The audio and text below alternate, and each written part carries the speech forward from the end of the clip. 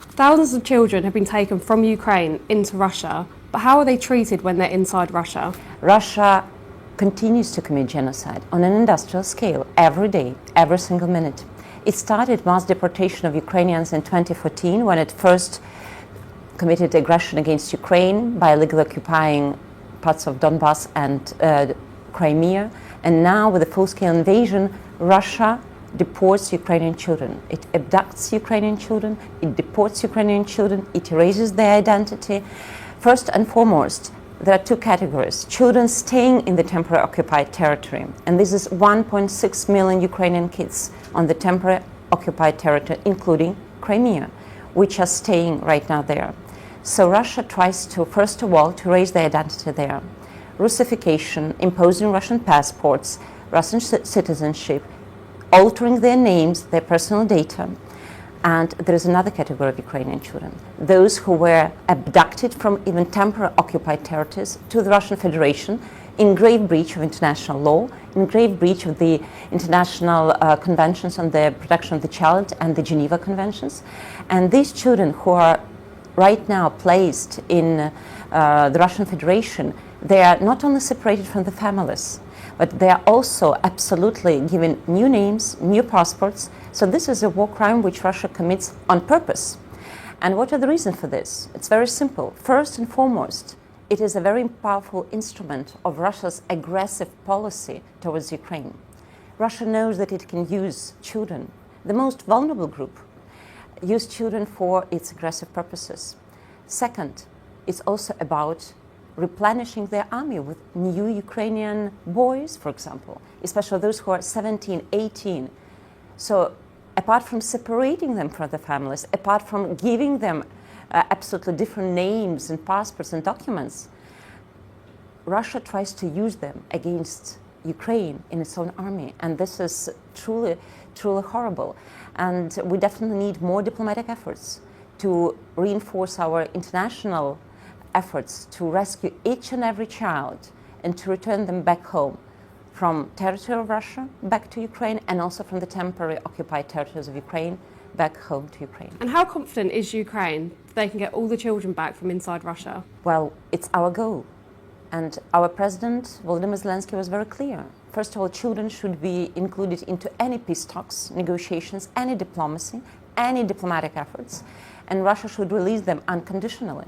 That's absolutely clear, but that's not the case in reality, because Russia doesn't show any sign of making its commitments during the, in accordance with international humanitarian law. It doesn't return Ukrainian children voluntarily.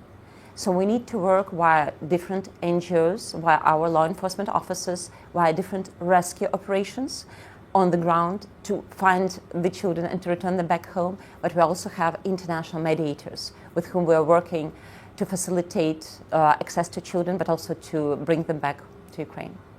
And would Ukraine accept having the children back from Russia without any consequences for Moscow? Obviously, consequences should be for any aggressor. Aggressor should not be appeased, aggression should not be rewarded, and obviously it's understandable that responsibility should be for any crime. We cannot live in the world where impunity prevails over the rule of law. And that's why Ukraine advocates, let's unite our efforts and strengthen our international mechanism for accountability. International Criminal Court, International Court of Justice, Special Tribunal for the Crime of Aggression. Every war criminal, every political and military war criminal should respond for its crimes. We cannot live in the world where international law is not relevant anymore. We have an international legal-based order. That's what Russia tries to do. It shows that it can dismantle this order. We have international security order. Russia shows that it can dismantle international security order as well. And the answer of the international community should be much bolder and stronger.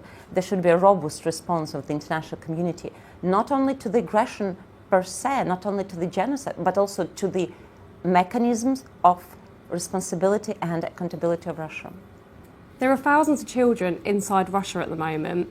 Does Ukraine know where these children are? Do they have a database? Do they have their names? Or is it a case of trying to find out where all of these children are? Well, we do have a registry. We do have a registry which we keep record of different deportation notifications that we have that those children were deported. But of course, it's not that easy to verify information. So we have approximately 20,000 of Ukrainian kids, at least, who are deported by Russia in grave breach of the law. But of course, as I said, 1.6 million Ukrainians are residing, Ukrainian children residing in temporarily occupied territories. And each day, each minute, Russia continues its deportations. They're ongoing. So it's very difficult to verify them because, first of all, as I said, Russia changes their names and alters, especially for small kids. Secondly, many small kids are adopted, so-called adopted. It's not a deportation, it's not an adoption in international law, it's a deportation. So obviously, Russia tries to hide, but at the same time, the traces are there. And we definitely know that all the information is available to us, that Russia deports children on an ongoing and everyday basis. And our goal should be maximalistic. Every child back home, unconditionally, because it's not just a statistic, 20,000. It's a story, it's a life behind every person, behind every statistics. We have so many families who were separated. We have so many children who were abducted. We have so many children to whom Russia uses also sexual violence. And there are cases which are registered like that.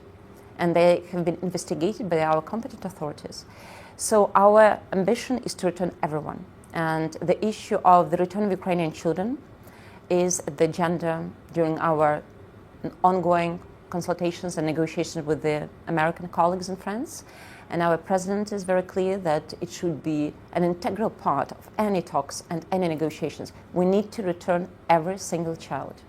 Are there fears for when the children come back to Ukraine? So some of them would have been inside Russia now since perhaps 2022. And we know from reports of children who have come back that some have suffered brainwashing. So are there fears for when they come back that they might not be able to integrate back into society properly? Of course, Russian propaganda mechanisms are working very well.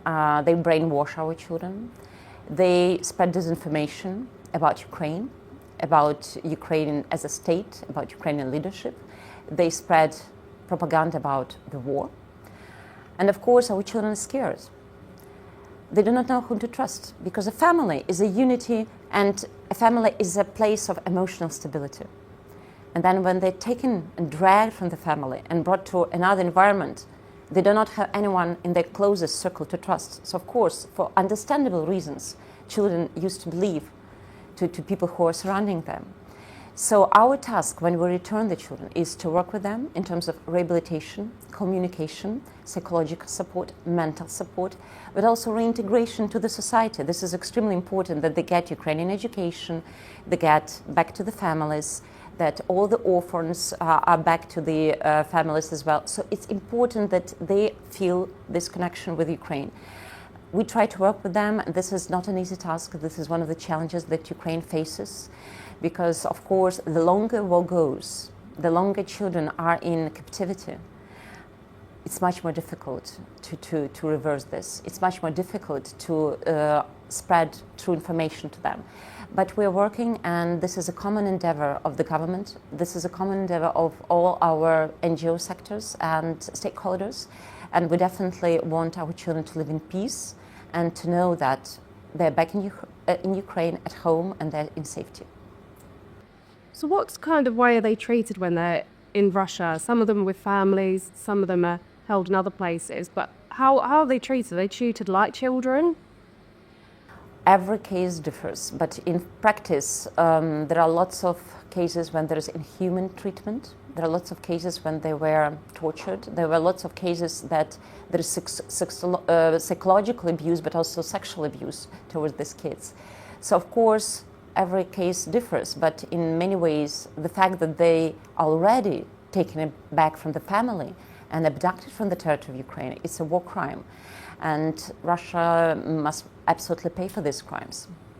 So at the moment, there's ongoing talks about a possible ceasefire between Ukraine and Russia. Do you see that happening? Do you see there being a deal brokered that's good enough for Ukraine? Well, we cannot trust Russia. Russia lies, and they know how to lie. So no one should be fooled by Russia. No one should believe on Russia's words, or Russia's statements in the media. Actions. We should look into actions. And we had really intense discussions with our US colleagues at the beginning of March regarding the ceasefire. Ukraine engaged in good faith. We agreed for the ceasefire, for the truce in the sky, for the truce in the sea. We agreed for the ceasefire in the front. It was 11th of March. And Russia, they just put conditions.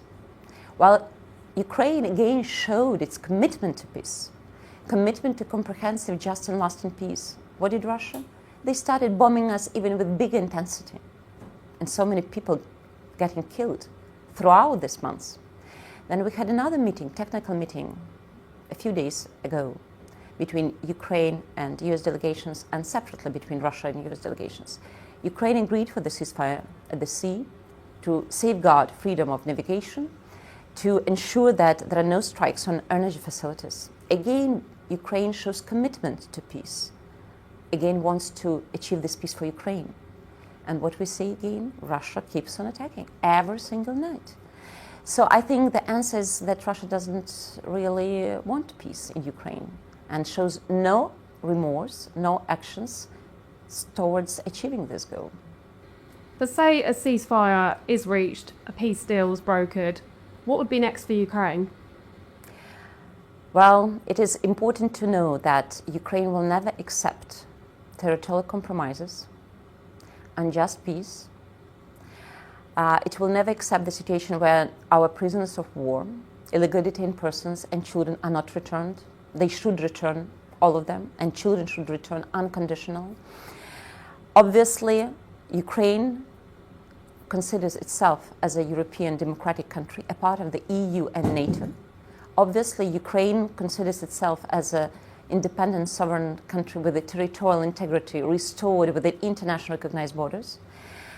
And I would like to highlight that we will not rest if Ukrainian people will not have justice served to them. This is extremely important. That it's not just peace at any price. It's not just peace, any peace. It should be comprehensive, just and lasting peace for Ukraine with accountability for Russia and Russian criminals. And Trump's now back in the White House. Is that good for Ukraine, bad for Ukraine? The USA is a strategic partner for Ukraine, and we are very much interested in having great cooperation at every level, political, diplomatic, military, security-wise. We have good cooperation between our presidents, and also our teams met in Saudi Arabia at the beginning of March and the end of March. We are looking forward to having great cooperation, and we definitely see the role of the USA in restoring territorial integrity of Ukraine within international recognized borders, but also in achieving just and comprehensive peace for Ukraine. And what would your message be to the UK and Europe? Do you think they're doing enough to help Ukraine? I'm extremely grateful to UK and British people, and of course on behalf of the government I would like to express our profound gratitude to the UK, who is a staunchest supporter and our strong ally. I would say that it is extremely important to keep unity these times and do stand with Ukraine to victory.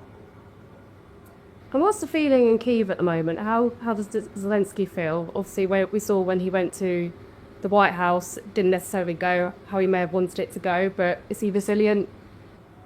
Our president is very resilient. I think Ukrainian people are resilient in general. I mean, it's in our DNA.